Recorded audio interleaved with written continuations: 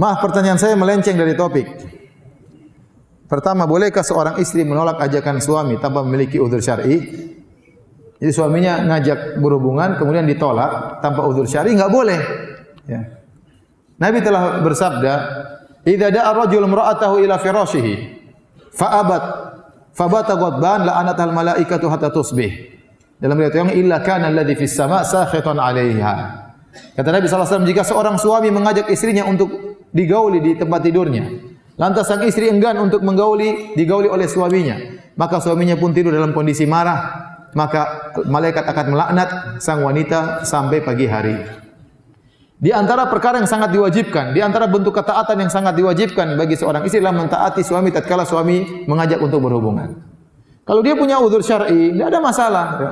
Dia sakit atau dia sangat letih. Ya, tapi kalau enggak ada udzur syar'i, hanya tidak berhasrat misalnya, ya dia ciptakan hasrat tersebut. Sampaikan suami, tolong rayu saya supaya saya bisa berhasrat. Bagaimana caranya? Ya? Tapi menolak tanpa udzur syar'i enggak boleh. Dilaknat, dosa besar. Dilaknat oleh malaikat.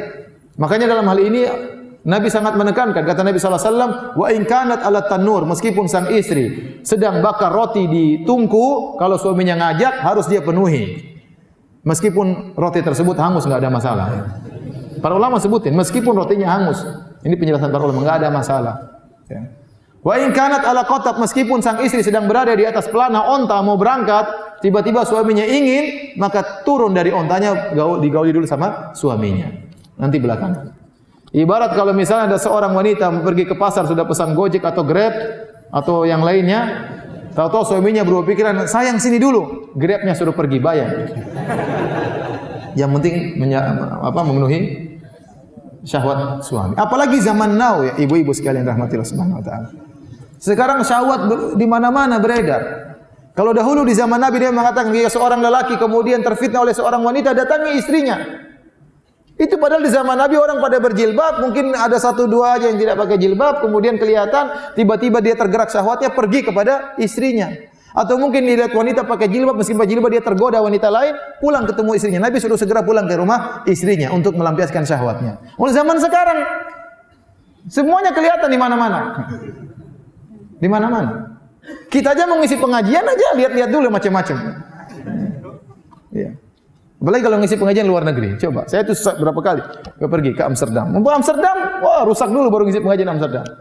Naik di atas pesawat sudah ketemu dengan berbagai macam model, ya.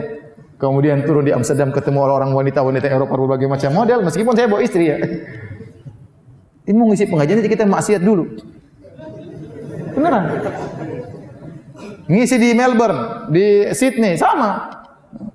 Mau ngisi pengajian maksiat dulu. Naik ketemu ini wah sudah repot. Tapi bagaimana lagi? Makanya harus ada istri yang saya bawa ya, kalau enggak repot. Harus ada istri yang saya bawa, padahal istri saya cuma satu.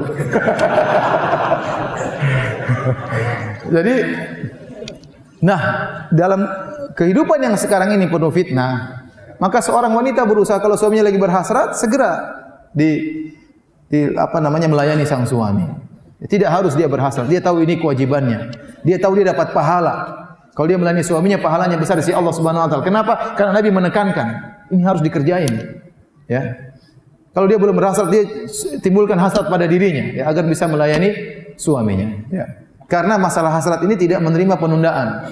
Kalau suami lapar masih bisa bertahan, tapi kalau hasrat, terus suaminya enggak mau, istrinya enggak mau, ya, repot. Dia mau kemana coba? Apalagi istrinya cuma satu, ya, repot. Makanya kata Allah Subhanahu Wa Taala, nisaukum harthul lakum fa'tu harthakum anna syi'tum. Kata Allah, istri-istri kalian sawah ladang bagi kalian. Datangilah sawah ladang kalian kapan saja kalian kehendaki. Ibnu Abbas mengatakan lailan aw naharan, kapan saja, mau siang hari mau pagi hari terserah.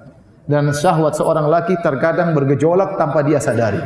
Terkadang jam 1 malam tiba-tiba dia syahwat, terkadang jam 2:30 siang dia bersyahwat, terkadang pas adzan subuh dia syahwat, terkadang pas adzan asar dia syahwat. Kita enggak tahu, tiba-tiba laki tersebut tergerak syahwatnya. Dia tahu-tahu buka HP lihat cewek di situ, kadang-kadang ada iklan, ya. Saya berapa kali mau buka iklan salat. Ini saya punya program salat, padahal saya sudah bayar loh.